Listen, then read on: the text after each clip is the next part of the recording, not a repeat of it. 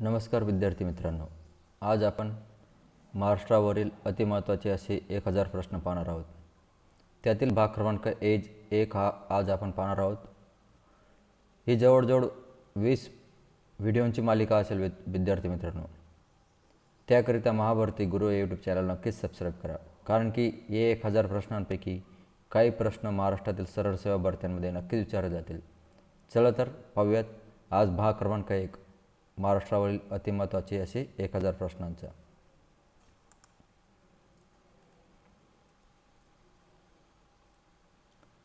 महाराष्ट्रात पंचायत राज्यांची सुरुवात केव्हापासून झाली? ती म्हणजे 1 मे 1960 रोजी. महाराष्ट्राचे पहिले मुख्यमंत्री कोण होते? यशवंतराव चव्हाण. महाराष्ट्राला लाभलेला अरबी समुद्र किनाऱ्याची लांबी किती आहे? 720 किलोमीटर. महाराष्ट्रातील सर्वात उंच शिखर कोणते? कळसुबाई 1646 मीटर. कोणत्या डोंगर रांगामुळे गोदावरी व तापी नदीच्या खोरे वेगळी झाले आहेत? सातमाळा व अजिंठा या डोंगर रांगामुळे. महाराष्ट्राच्या भारताच्या क्षेत्रफळाने दृष्टीने कितवा क्रमांक लागतो? 3रा. महाराष्ट्राच्या भारतात लोकसंख्ये दृष्टीने कितवा क्रमांक लागतो? 2रा. महाराष्ट्राच्या भारतात साक्षरतेच्या दृष्टीने कितवा क्रमांक लागतो? 6वा 82.9%.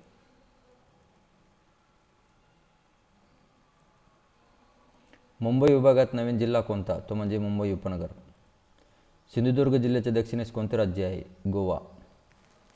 कोकण व पठार असे स्वाभाविक विभाग कशामुळे पडले आहेत? सह्याद्री पर्वतामुळे. क्षेत्रफळाच्या दृष्टीने सर्वात लहान जिल्हा कोणता?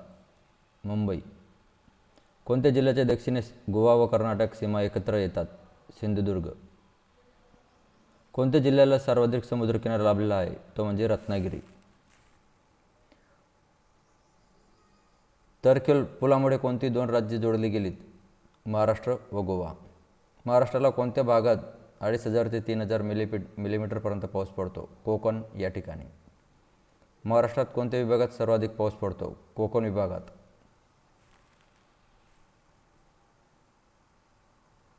कोणत्या पर्वतामुळे कोकण किनारपट्टीस पाऊस पडतो? सह्याद्री किनारपट्टीमुळे. कोकणात सर्वाधिक पाऊस पडण्याचे कारण म्हणजे अरबी समुद्रावरील चक्रीवादळ.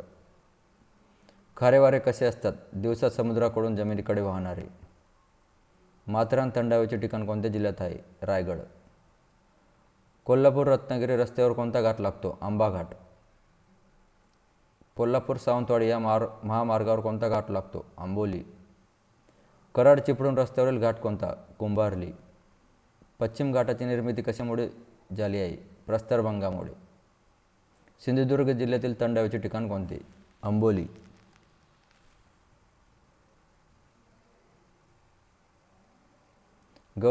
सर्वात जास्त गवताळ जमीन कोणत्या जिल्ह्यात आहे? ते म्हणजे ठाणे जिल्ह्यात.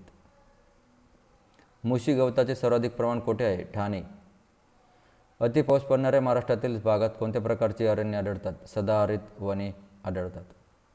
कर्नाळा अभयारण्य कोणत्या जिल्ह्यात आहे? रायगड जिल्ह्यात. तानसा वन्य प्राणी अभयारण्य कोणत्या जिल्ह्यात आहे? ठाणे जिल्ह्यात. बोरिवली संजय गांधी उद्यान कोणत्या जिल्ह्यात आहे? मुंबई. हॅकिंग गार्डन कोणत्या ठिकाणी आहे? मुंबई. बोरिवली संजय गांधी उद्यानाचे क्षेत्रफळ किती आहे? 1000 चौरस किलोमीटर. कोकणात कोणत्या प्रकारचे वृक्ष आढळतात? सदाहरित वने.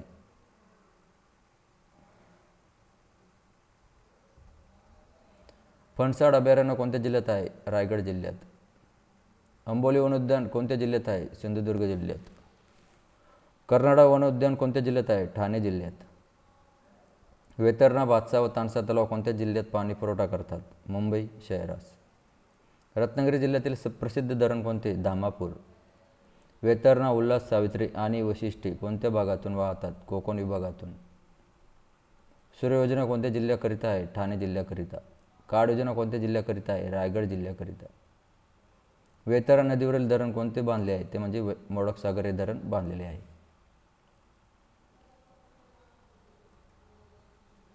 भीरा जल प्रवाह हा जलविद्युत प्रकल्प कोणत्या जिल्ह्यात आहे? रायगड जिल्ह्यात. महाराष्ट्रात घाटमाथ्यावर कोणती जमीन आढळते? बरड ही जमीन आढळते. महाराष्ट्रातील मृदा किती विभागात विभागली गेली आहे? 7 विभागात. नद्यांच्या पाणलोट क्षेत्रात कोणती मृदा आढळते? ती म्हणजे काळी मृदा.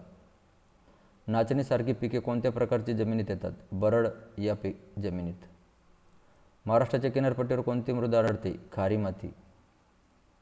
कोकण विभागात कोणती मृदा आढळते? तांबी व जांभी.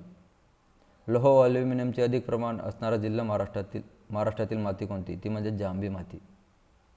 रत्नागिरी जिल्ह्यात कोणती माती आढळते? जांभी माती.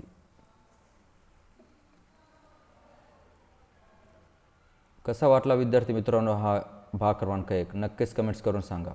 तुमच्या काही त्रुटी व प्रश्न असतील तर नक्कीच कमेंट्स करून सांगा, ते पुढील भागात नक्कीच दुरुस्त करण्यात येतील. आणि ज्या विद्यार्थ्यांनी महाभरती गुरु या यूट्यूब चॅनलला सबस्क्राईब केले नसेल त्यांनी नक्कीच सबस्क्राईब करा, कारण की अशा प्रकारचे मोठमोठ्या प्रश्नांची सिरीज महाभरती गुरु या यूट्यूब चॅनलवरती येत असते, जेणेकरून तुम्हाला जिल्हा परिषद, पोलीस भरती, वनरक्षक, तलाठी, ग्रामसेवक इत्यादी सर्व महाराष्ट्रातील स्पर्धा परीक्षांचा अभ्यास करण्यासाठी थोडे सोपे होईल आणि व्हिडिओच्या माध्यमातून थोडं तुम्हाला पाठांतर करण्यात सोपे जाईल. त्याकरिता महाभरती गुरु यूट्यूब चॅनल नक्कीच सबस्क्राईब करा आणि भाग क्रमांक 2 पाहायला विसरू नका. धन्यवाद मित्रांनो.